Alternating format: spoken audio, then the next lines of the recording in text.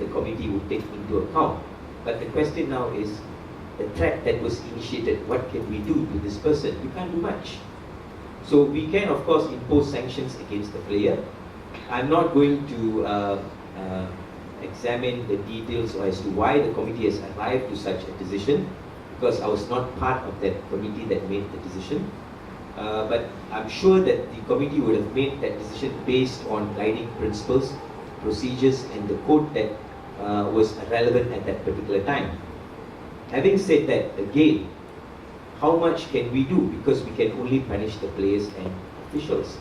Because the next thing we do is we then pass this information to the relevant enforcement agencies. Then there is a big question mark.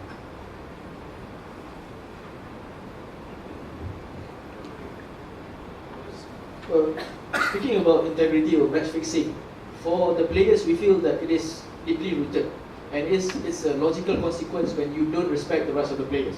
If simple things like paying the salary on time cannot be respected by the players, players will be clutching on the straw.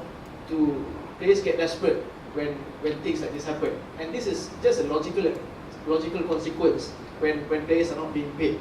So a more proactive way to do it is by respecting the rights of the players, pay them well, and not just paying them well, but paying them on time. This is very important to combat integrity issues and also to tackle match fixing, and that is our position. Always our position to have a better working environment for the players, then the effect on integrity will improve, and also the commercial effect of the sports will improve. Just respect the rights of the players, everything will be fine.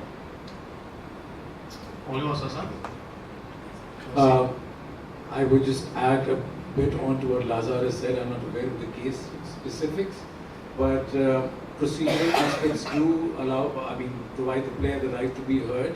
So decisions which are obviously the prerogative of the judicial bodies, the players do get a chance to state their case, and if those circumstances are taken into account by the disciplinary committee, and so I assume that such threats, it's not a blind decision where if a player has taken money, we just say, oh, that's match fixing, and there we go, just sort of cut the end of the hair, as we say, not going to the root. Obviously, the root is not in our jurisdiction. We can't always provide them protection or catch criminals who are not in our jurisdiction. But decisions are not just taken on simply getting a report saying, or a confession saying that yes, I fixed matches. As part of our SOPs, as part of preliminary investigation also, we do invite players and officials to come and interview with us. I've conducted interviews myself. We come, we give them a chance, we talk to them, and we ask them if there is any threat that you're facing, if there's any danger. In fact, in most of our integrity communications, which we send out prior to our tournaments, we also state that if there's any risk to your life, please contact the appropriate law enforcement authorities. Yeah.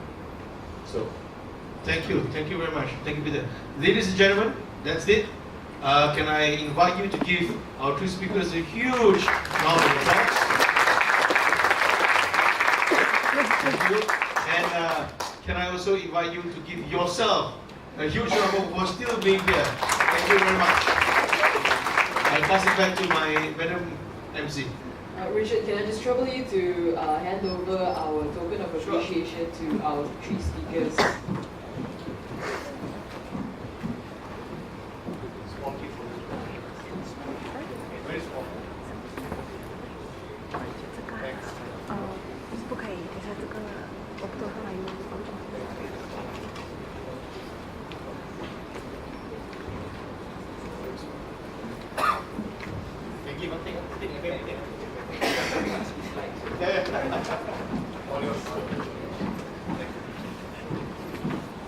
Thank you so much.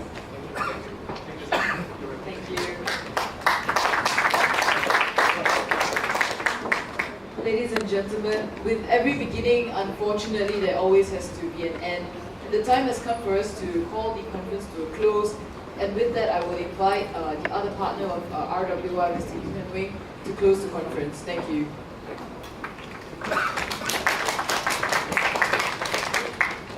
Okay, they always give me all the easy jobs. So Unfortunately, I'm now fighting against Kui Mui, Teh Tarik, and tea session. I'll keep this short and sweet. I don't want you guys to get caught in a jam. Ladies and gentlemen, it's been quite an amazing day, I think, today. I hope all of you had enjoyed the conference as much as we have done so, organizing it for you. Just give me 2 minutes to say my last few parting words. But you shouldn't trust a lawyer when he says he only takes 2 minutes. I would just like to say a few words in closing about sports law and its importance. In order to firstly determine the importance of sports law, we must firstly determine why we feel strongly and passionately about sports.